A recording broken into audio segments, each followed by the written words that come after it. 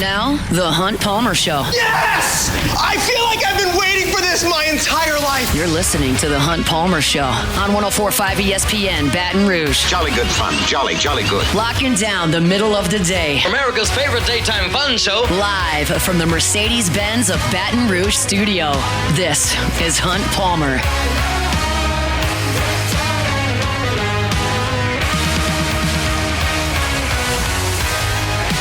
Number 2, Monday edition of the Hunt Palmer Show, presented by Gulf Coast Office Products. Denton Day at the bottom of the hour. His Washington Commanders are heading to the NFC Championship game. We'll talk about that and certainly preview college football's national championship game, which is tonight at 6:30. Just got to look at the uniforms for tonight. Ohio State will be in their white jerseys. Notre Dame will be in navy. That's going to be a very, very aesthetically pleasing looking football game this evening. Looking forward to it. We talked about it back in hour number 1. This is going to be a wild week in the NFL hiring circles. 2 names that are on just about everybody's list, Ben Johnson and Aaron Glenn, are now available to interview in person. They're going to fly around the country and do that over the next couple of days. And there are reports that are suggesting that Aaron Glenn will meet with the Jets in person tomorrow. They may strike up a deal. There have been some rumors circulating that Glenn prefers the Jets job to New Orleans. He may sign on the dotted line tomorrow up there with Woody Johnson and the Jets. If there is not a deal agreed to, Aaron Glenn will then fly to New Orleans on Wednesday and meet with the Saints. That seems to be the 2 spots that are most likely for his landing. There is a Jacina Anderson report that just surfaced that says that Ben Johnson is very, very strongly considering the Chicago Bears offer, and that would take him off the market. That's kind of where people have suggested that Ben Johnson would land. Caleb Williams is an exciting young player. They've got a ton of cap room, and that may be the best landing spot for Johnson. Glenn is looking at a pair of places where he played, St. Louis, New Orleans, and New York. So I'm curious how Saints fans feel about Aaron Glenn today and if it's different than how they felt about Aaron Glenn back on Friday. Because clearly, Saturday, Washington went up and down the football field.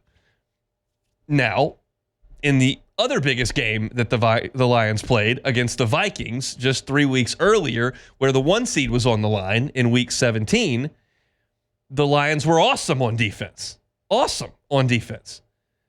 They held the Vikings to 14 points, put a muzzle on them, and we know that the Lions have dealt with a litany of injuries, including to their best player, Aiden Hutchinson, who is a game wrecker.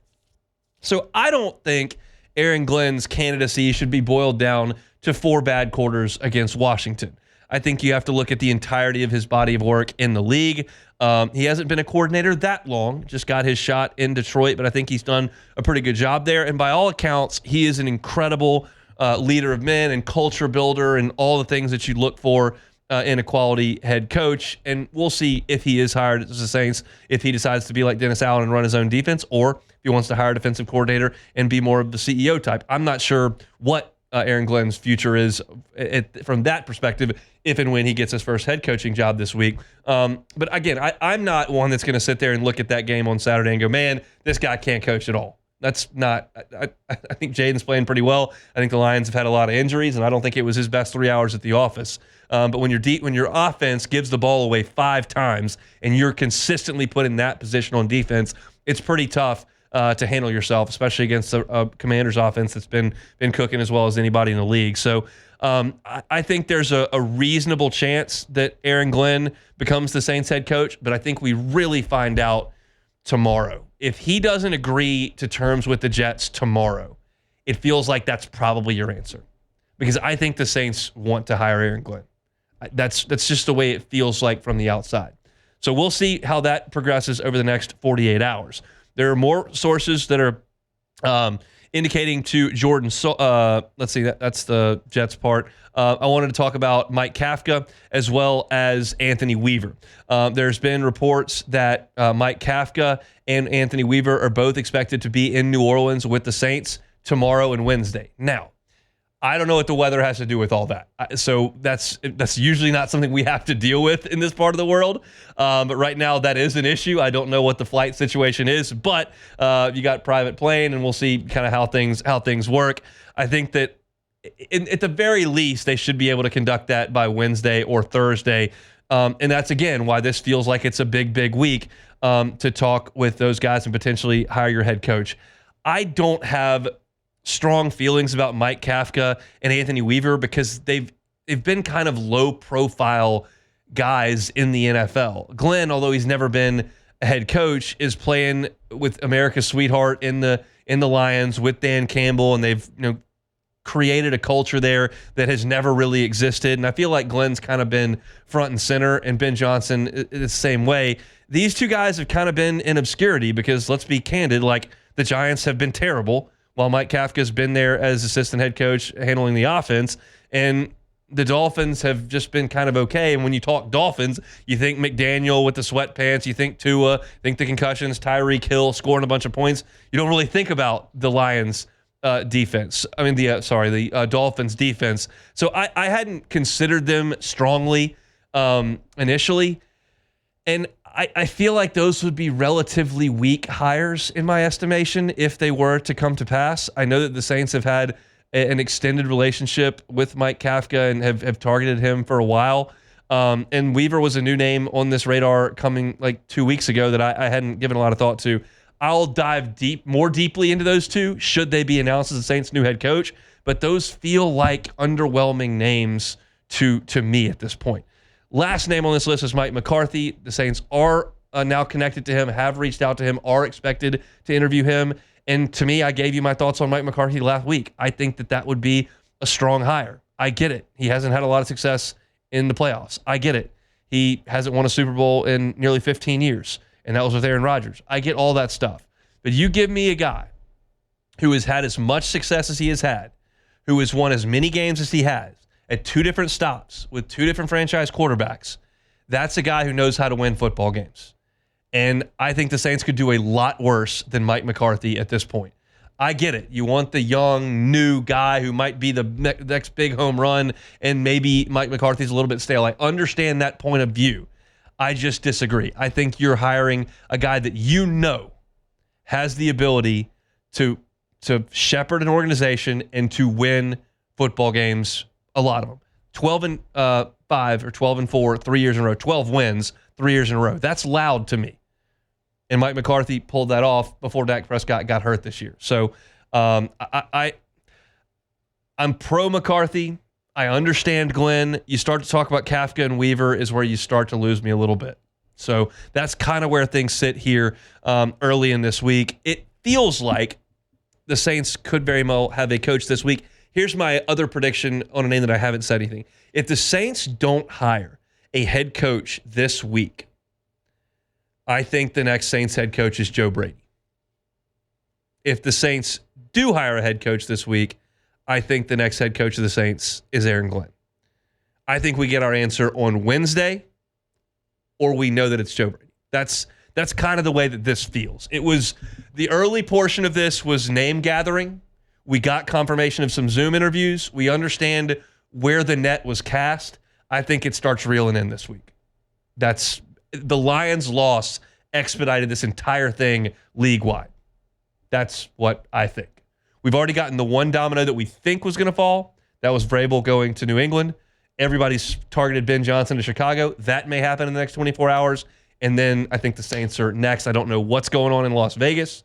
But I think that's where we are with this thing. So if you're looking for our Saints content, you can find it on YouTube, Hunt on Saints. Jordan, you've been, anxiously listening to everything I have to say about this Saints interview process. Give me your thoughts as the black and gold blood in the room. Well, I'm with the Aaron Glenn.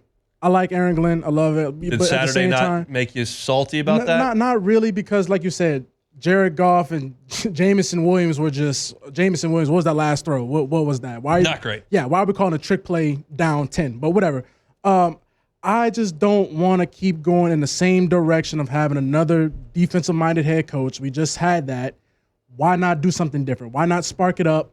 I get it. Our defense is not great. Offense is not great either. Okay, we're not great. Yeah, we're nothing's great, right? You're dealing with poop basically at this point. So also the problem is we don't have a young quarterback. So I get it. Nope. Why would I want to be an offensive-minded head coach and we don't have a young quarterback to build with? So I told you Friday, I'm okay with Mike McCarthy, Anthony Weaver, and whoever the other guy is. Please don't even show up. Like, don't even show up. Y'all have no skins on the wall. I don't even know who you guys are. Yeah. But Aaron Glenn, I don't know why he wants to deal with whatever Johnson, Woody Johnson, Brick Johnson, all the Johnsons up there with the Jets. I don't know why you want to deal with that. But then you got Mickey Loomis on the other hand, so I get it. Aaron Glenn, we would like you, but I would not be losing sleep if we get Mike McCarthy. We'll see. I think we get our answer here coming up in the next few days. All right, let's step aside and come back. I got 15 minutes. We'll chat with Denton Day about the college football national final. It's all coming at you on a Monday edition of the Hunt Palmer Show. The Hunt Palmer Show. Genesis of Baton Rouge, genesisofbatonrouge.com is the website. Every car on the lot is online at genesisofbatonrouge.com. Safety important to you? Probably, if you're buying a new vehicle. Genesis' entire line was given the IIHA top safety pick. Some of them were top safety picks plus. And every vehicle in the line, from the entry level all the way up to the highest end level, is outfitted with the same basic safety features. They don't skimp anywhere there at Genesis. Safe, they're sleek, they're stylish, they drive wonderfully. It's a phenomenal line of vehicles. And if you haven't given Genesis a chance, get on by and see them. They're at Airline near Piku. They're across from Women's Hospital. And they've got an unbelievable facility and a great line of vehicles with a fantastic staff that's wonderful to work with. It's a great, great, great organization. If you're in the market for a new vehicle, get on by Genesis. Tell them the Hunt Palmer Show sent you and pick up a vehicle. It means you'll get a 10-year, 100,000-mile warranty that comes right along with it. Genesis of Baton Rouge. They're online at genesisofbatonrouge.com. This is the Hunt Palmer Show, brought to you by Gulf Coast Office Products.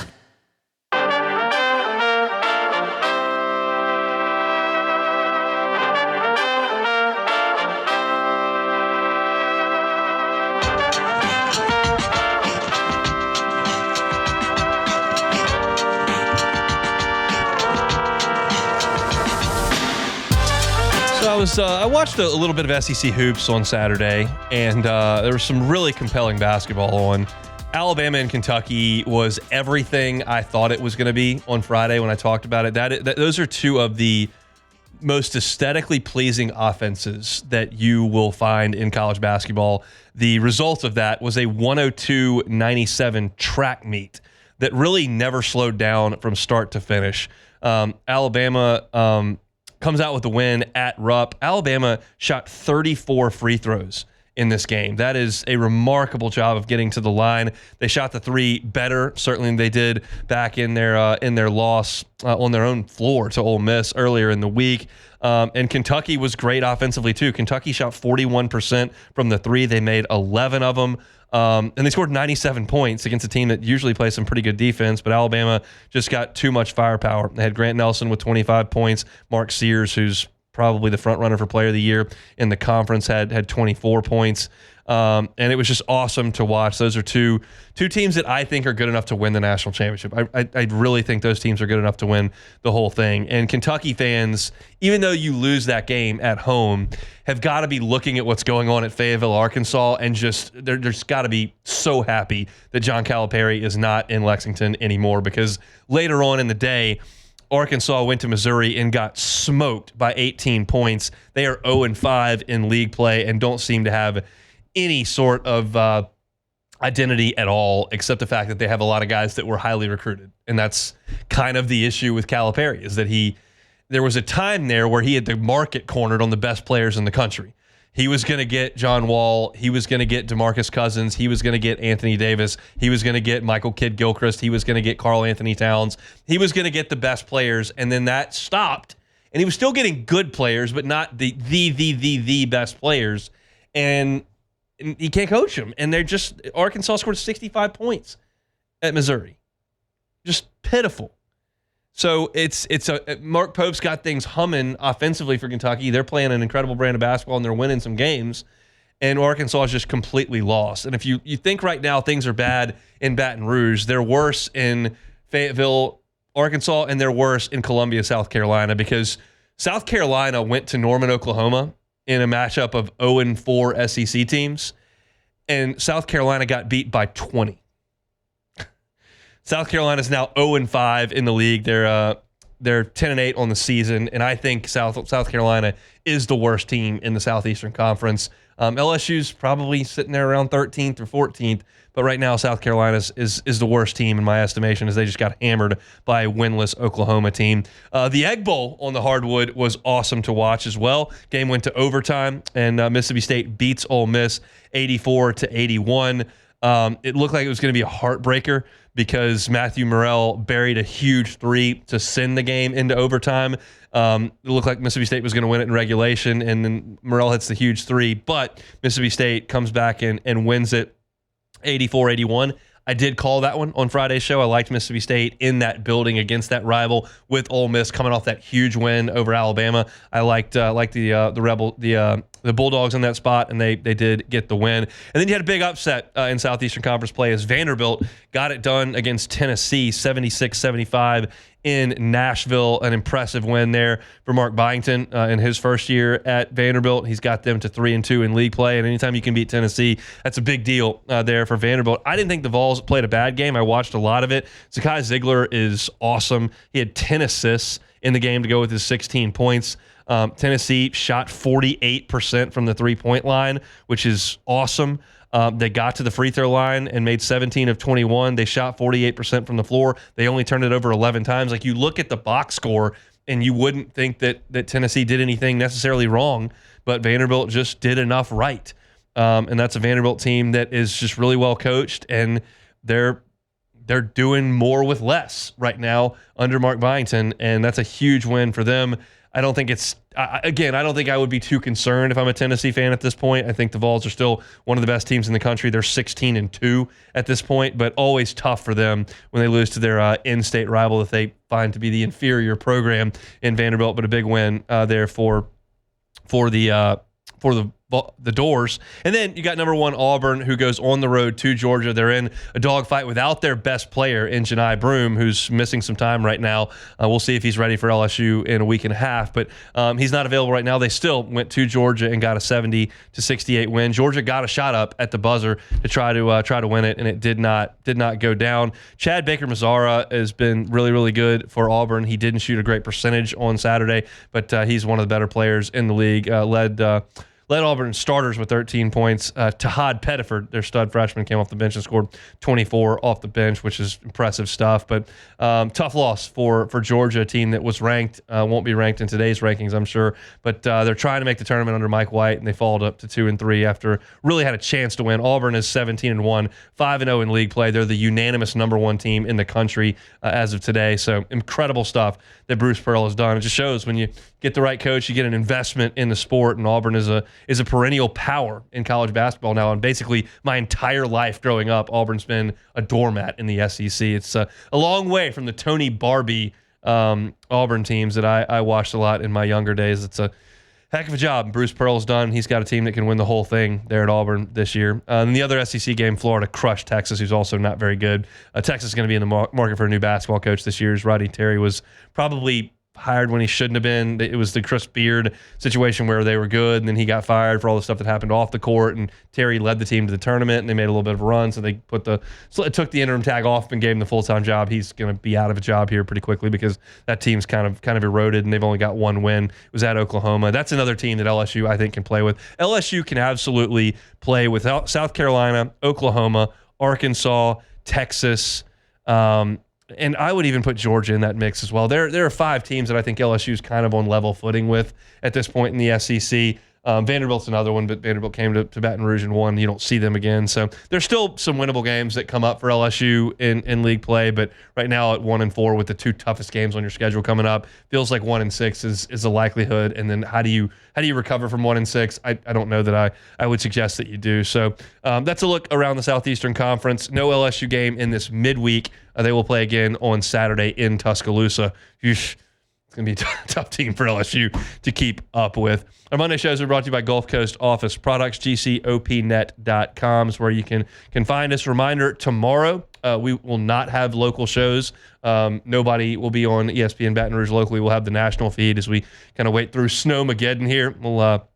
we'll take the day. We'll build some snowmen, and we'll hopefully be back on Wednesday. That decision will be made coming up tomorrow. We'll just see what kind of snowfall, what the roads look like. But tomorrow, you will not hear us here on 104.5 ESPN Baton Rouge. We'll go national, and they'll have certainly a bunch of reaction to the national championship game, which is tonight. By the way, let's preview that national championship game tonight and talk some Commanders with Denton Day, SiriusXM's college football overtime. He'll join us when we come back on a Monday edition of the Hunt Palmer Show. The Hunt Palmer Show. Highland Insurance Group, HighlandIG.com is that website. Look, insurance is not the most fun thing to talk about. I know. I was in it for 7 years, but it's important, and I've seen it save businesses. You never know when that severe accident is going to come, when that lawsuit is going to come, when the next hurricane is around the corner. Maybe it's a cyber breach or workers' comp situation. And you don't want to look at your policy and try to figure out if you're covered for something after it already happens. It's too late. Be proactive when it comes to your insurance program and trust the experts at the Highland Insurance Group. I was talking to Jonathan Carbo last week. How do y'all attract clients? He said, we're experts in policy reform, and we can look at policies, see what's wrong, and that may result in a reduction in premium. It may result in better coverage. But either way, you'll be in a better situation because the experts at the Highland Insurance Group determined there were some issues with your current policy. You may not even know about it because you just pointed to the lowest premium at renewal time. Let the experts at the Highland Insurance Group handle your policy, audit that policy for free, and then see if you can trust them to be your agent. That's the point the Highland Insurance Group wants to make to you. They're online at HighlandIG.com, HighlandIG.com. It's the Highland Insurance Group. You're listening to The Hunt Palmer Show, brought to you by Gulf Coast Office Products.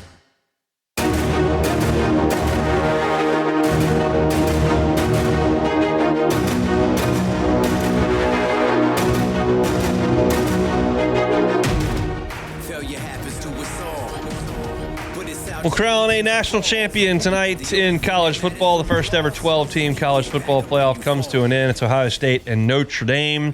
6:30 from the ATL, and we're talking about it with our guy Denton Day, SiriusXM's college football overtime. But first, we got to talk about the Commanders, who go to Detroit and beat the 1-seed Lions. Jaden Daniels has it humming, and my guy Denton Day's got to be feeling pretty good about it. Is that right?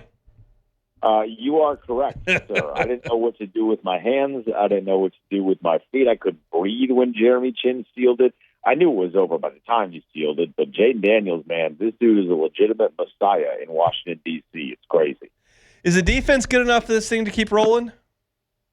And if they forced turnovers the way that they did on Saturday, definitely. You know, they did such a terrible job, honestly, of forcing turnovers this season. But you think of a Joe Wood defense and a Dan Quinn defense, and they're known for forcing turnovers. So my optimistic hope, Hunt, is that they were just saving all of the turnovers for the final couple games of the season, and they'll do the same thing against Philadelphia. I mean, they can't play worse when it comes to turning the football over on offense than they did the last time. I mean, they turned the ball over 5 times the last time they played Philly, still won the game because Jaden was so incredible. I think the defense will step up, though. I am excited about this weekend. What do you make of Dan Quinn's aggressiveness on fourth downs, especially in the red zone? I'm a little skeptical, but it keeps working. So obviously, I'm assuming that he's going to stick with it. He's definitely going to stick with it. He's going to stick with it because of his quarterback. I mean, it really does come down to Jaden. Now, the first one they went for with the Mariota, that was supposed to be a flea flicker. It was going to be a Mariota fake that pitches it back to Jaden, and then De'Ami Brown on the outside is doing a little slant, and he's going to be wide open because everyone's crashing down on Jaden. All he has to do is get him the football. That one, I was like, I don't know about the trick play element of it, but my general philosophy on it, and this goes back to when Lamar Jackson started, really becoming a player in Baltimore. If you have a quarterback like that, and Jaden is, if it's 4th and 4 or shorter, you're going to trust your quarterback because you're going to be able to play 11 on 11. He can run it. He can throw it. He's going to make a good decision. I thought that play made to Terry at the end of the game on that 4th down where he's patient and he finds Terry for the 4th and 2 and he almost ends up scoring. I think when you have a player like Jaden, as a coach, you have to feel like your confidence is sky high and you're just going to roll with your guy. And Jaden has not given them a reason to not do so to this point. What's your fear level for Saquon Barkley? It's definitely high, but the last time these two teams played, he had like 120 yards in the first quarter, and then he finished with 156. So they really locked in after that. Now they lose Jalen Hurts in that game, so that certainly plays a factor. But it's very simple. Jalen Hurts is not great at throwing the football. He really hasn't been since he was at Bama and then Oklahoma. And then Philadelphia, when he got to the NFL, they're a run-first team. So if you can crash the box and stop Saquon and force Jalen Hurts to make some decisions, he might look a little bit more like Jared Goff than he would Jaden, if you get my comparison there. How much of the emotional level in Washington is nerves? How much is excitement? How much is confidence right now as you go into the NFC Championship game? I think there's certainly a good portion of the population that is nervous because there's multiple generations of people that have never had this. I'm 29 years old. I've never seen this team have this much success in this point in January. So there's definitely some nerves, but I think a lot of it is confidence because of Jake.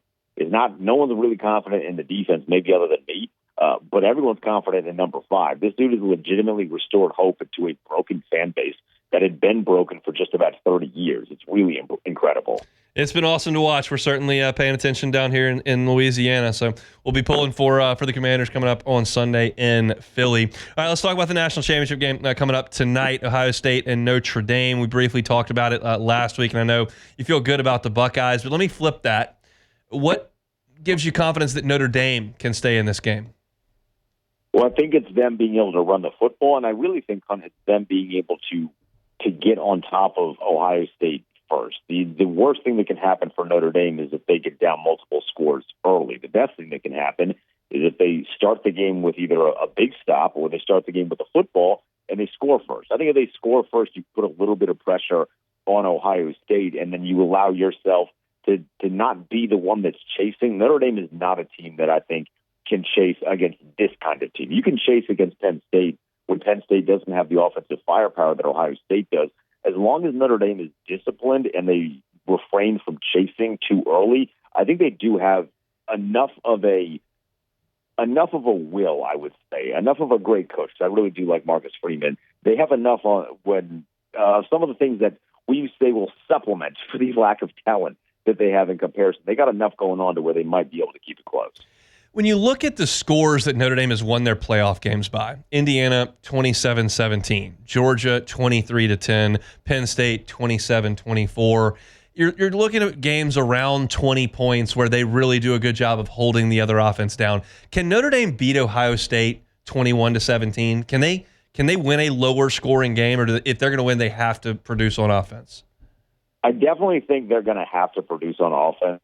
That they're going to need at least 3 touchdowns comfortably. Obviously, the more the merrier. I don't see a scenario where they do what Michigan did to this Ohio State offense. That Michigan matchup, for reasons really off of the field, played a factor into it. Ohio State is in their own head about being able to beat Michigan. I don't feel like Notre Dame is going to have that kind of swing power, if you will. So I think they're going to need to score a lot more than just the 23 they scored against Georgia. You're going to have to look at potentially, I think, putting up 30 if you want to be able to hang with Ohio State. Ohio State offensively, this is a good Notre Dame defense.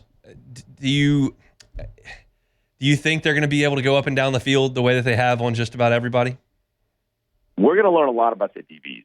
They play a lot of man hunt, and man is great, but they also haven't played Jeremiah Smith or Emeka Mbuka. These are 2 legit wide receivers. And Mbuka is more likely than not going to be drafted in the first round this upcoming NFL draft. It's more of a question of where. And Jeremiah Smith is probably the best wide receiver in college football now, and you can even expand that a little bit and say he's the best college football wide receiver that we've seen in a long, long time. I mean, he is really, really good.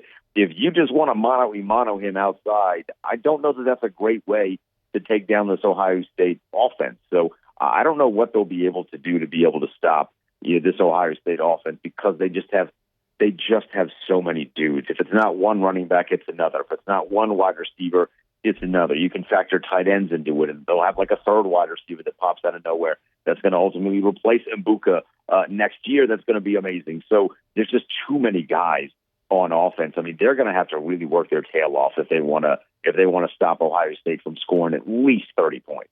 Do you have a wager in on this game? I do have Ohio State covering the 8.5. I don't really love that number, but I do think Ohio State is going to win at a comfortable enough margin. My hope, though, Hunt, is that I don't turn the game off in the second half like we did with Georgia TCU a couple of years ago. You're like, I'll come back for the final ceremony, but I don't need to watch Max Duggan run for his life for the next 30 minutes. I talked myself into on the air that day that TCU had a chance. They mucked it up against Michigan. They've got a quarterback that's scrappy, and that was just a really dumb thing to say. And I'm not going to say it this time around either. I think that Ohio State wins this game by comfortable margin. I'm with you there. So we'll see how that all shakes out. I had one more question for you, and I can't remember what it is. So I'll let you go. We'll let you watch some football tonight, and we'll do it again soon. All right. I appreciate it. Let's hope the Buckeyes make us the money. We'll see it. That's Denton Day, Sirius XM's College Football Overtime. Always good enough to give us a little bit of time here on this Monday. Got a little double breaking news here. One, we're going to be off on Wednesday as well. So no local shows tomorrow, no local shows on Wednesday. Sounds like road conditions not going to be super awesome on Wednesday. So we'll step aside for a couple of days and spend some time with the family, and we'll be back in action here on 104.5 ESPN Baton Rouge on Thursday for our next show. We'll be reacting, I guess, to all this and maybe a Saints head coach. There has been a coaching hire in the NFL in the last 15 minutes.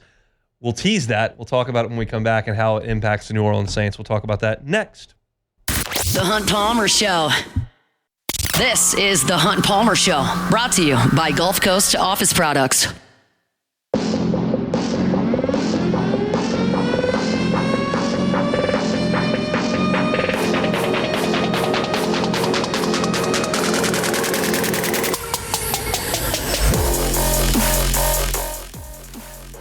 Tonight, Monday night at 6:30, the Ohio State Buckeyes and Notre Dame Fighting Irish in the College Football Playoff National Championship. It will be here on 104.5 ESPN Baton Rouge, where we have had all of the college football playoffs for you. And then also the conference championships, NFC and AFC and the NFL will both be here on 104.5 ESPN. We've got the Chiefs and the Bills at 5:30 and the Eagles and Commanders at 2 o'clock. That's all coming your way on 104.5 ESPN Baton Rouge. So we told you at the top of hour number 2 that we thought the NFL hiring situation would start firing up this week fast and furious, and that has turned out to be true because within 30 minutes of that segment, one hire has been made in the NFL. Ben Johnson is headed to Chicago to be the head coach of the Bears. He will leave as a very successful run as the offensive coordinator with Detroit, and he will start to pilot the Bears franchise moving forward. One, that's something we expected to happen. And I think, two, it impacts the Saints with Mike McCarthy. McCarthy was very much connected to the Bears job. He had interviewed for that job, and now he is set to interview with the Saints sometime this week. And he could be the guy. We know that Aaron Glenn is meeting with the Jets tomorrow. If he agrees to terms with the Jets that day, he will not go, obviously, and interview with the Saints. If he does not agree with terms with the Jets, he'll go down and visit the Saints on Wednesday or Thursday, depending on the weather down here. But that's part of this thing starting to crank up, and that's everything that we thought when we talked about this about 30 minutes ago. The interesting thing is that Adam Schefter is already reporting that Ben Johnson is likely to hire his new defensive coordinator very, very soon. You may have heard of him, Dennis Allen, former Saints head coach. And I knew, because the Bears finished last this year and the Saints finished last this year, that the Saints do play the Bears, and I didn't know if it was home or away. It's in Chicago, so the Saints will be playing against Dennis Allen's defense there up on the lakefront in Soldier Field. How you feeling about that, Jordan? You ready to see Dennis Allen on the other sideline in some Bears gear? I'm happy. Okay, I'm happy because this nightmare. Oh no, it's not even about a nightmare. This slimy little weasel has been going behind our. Who knows how long this deal has been done? Oh, come on. Who knows how long this deal has been? He's like, oh, once I get fired, I got you, Ben. You get that job, I got you. Who knows? Okay, who knows? Okay. But yeah, that's interesting. That the word that Adam Schefter used to describe Ben Johnson's staff in Chicago is star-studded. And he uses Dennis Allen in that description there. I'm looking, let's see, Tom Pelissero. There's just a lot happening on Twitter, so I'm trying to read it as I'm live on the air. As reported Sunday on NFL Game Day, Ben Johnson has already been lining up a staff, and former Saints head coach Dennis Allen is a prime candidate to be Johnson's defensive coordinator in Chicago. I would think that Ben Johnson will probably be calling the plays for the Bears. And then you have Dennis Allen on the defensive side. That's two pretty solid minds there in Chicago trying to right a franchise that's been mired in misery for really decades. The Bears is such an interesting organization over the last 30 years because they've been just absolutely bludgeoned by the Packers, who have had 30 years of Hall of Fame quarterback play, while the Bears have gone through complete ineptitude at the quarterback position for the same tenure. So they hope that Caleb Williams is the white knight that comes in and saves everything, and Ben Johnson's going to be the guy that's trying to get that out of him. Meanwhile, on the other side of the football, it looks like Dennis Allen will be taking the reins there and no longer in New Orleans. So that's the news of the day in the National Football League. We'll see if anything else happens over the next 48 hours or so before we're back in action on Thursday locally here. All right, Beck, take it or leave it. Take it or leave it. Take it or leave it. Today's hottest stories in sports, news, and sometimes even Hunt's life. The question is, will he take them or leave them? Just take it. All righty, first one here. Duck eggs, take it or leave it. I mean, I'm going to leave it. Ducks? Leave it alone. I don't understand why you don't know what you're talking about. Do you know what I'm talking about? Yes, I do. How do you know about duck eggs? Because I have ducks, Hunt. How has this never come out? I have told you and Cassie before that I have You got ducks. 6 ducks in the backyard? Yes, and they're not just in the backyard. Okay, they have a coop, so they're not just running around the backyard. Yes. So how do they handle snow? They're actually going to be okay. They have down feathers, of course, as you know, so they can stay warm. I don't think I did know that. Well, all birds have down feathers. Okay, I didn't know that. That's how they stay warm, so they'll be fine. But yes, the duck eggs. They're supposed to fly south for the winter. They are, but these are not wild ducks, Hunt. Have you clipped their wings? No, they can't fly. They're domesticated. So the way that it works is there are domestic breeds of ducks. Okay. And basically all of them have been the way they've evolved is they can't fly. So they can get off the ground, but they can't fly in the air. Can't soar? No, they can't soar like a mallard. Is this a mental thing or this is a physical thing? No, it's just physical. They're too heavy. Okay. They've been bred basically to where they're bigger and they cannot fly. Duck. But the eggs are good, hon. I'm gonna give you some whenever I didn't know you could eat fine. duck eggs. Yes. I just thought we were dealing with chickens. No, they're way bigger. How do I know if I go to a restaurant that they're giving me duck eggs? You'll have instead to of chicken? ask. I mean, but the eggs are bigger, so they're probably I'd say they're probably about 30% bigger than a chicken egg. So I mean, I could make a 2-egg omelet instead of a 3-egg omelet if I had a duck egg. Exactly, and the yolk is a little bit thicker, and they're actually known for being better for baking, apparently. Wow. From what I hear. So if you're trying to get that cake rolling, you gotta get. Okay, the duck excellent. eggs are great for baking. I'm thrilled. So you got 6 ducks and they have names. Yes. I'm told. Yeah. I'm gonna get you some eggs, huh? Who's your favorite duck? I don't know if I have a favorite. I'll say one of them. There are a few that are really annoying to like the other ducks. Like they're pretty mean. So 2 of them are older than the other ones. Don't tell me Bluey's mean. No, Bluey's good. She's actually Bluey's she's actually probably the chillest of the bunch. She doesn't really do a whole lot. She kind of just lays around. Duck. Yeah, she doesn't do a lot, but she's cool. How's Hershey today? Hershey's good? Yeah, so her and Penny are both a year and a half old, so they're a little bit older.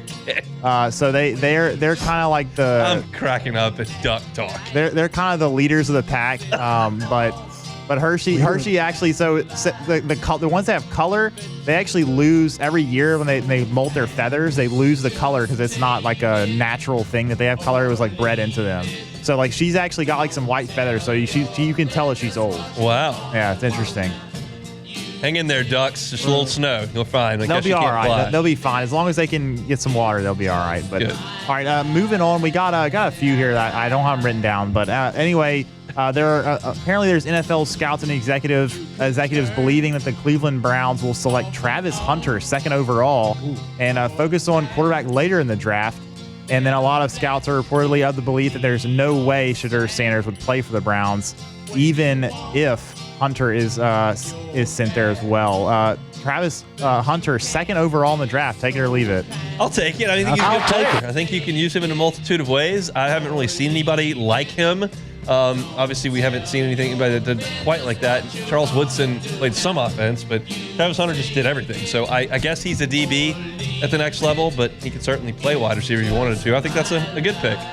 All right, last one we got here. This is from Jeff Goodman, an anonymous SEC head coach was talking to him about John Calipari after Arkansas's 0-5 start in a conference play. And the coach said, quote, "There's just no fear now when I see him on the other sideline. The game has changed and he is becoming archaic. Take it or leave it." I'll take it. I'll take It's it. been my take for years. We talked a lot about Kentucky firing him the last 2 years. And they had that great recruiting class that was entering last year, the Reed Humphreys class, and it didn't really materialize into much of anything. DJ Wagner was in that class too. He doesn't have the ability to rule the sport like he once did. He was a great hire for Kentucky. He was a great representative of that brand, and it was the right fit for a while.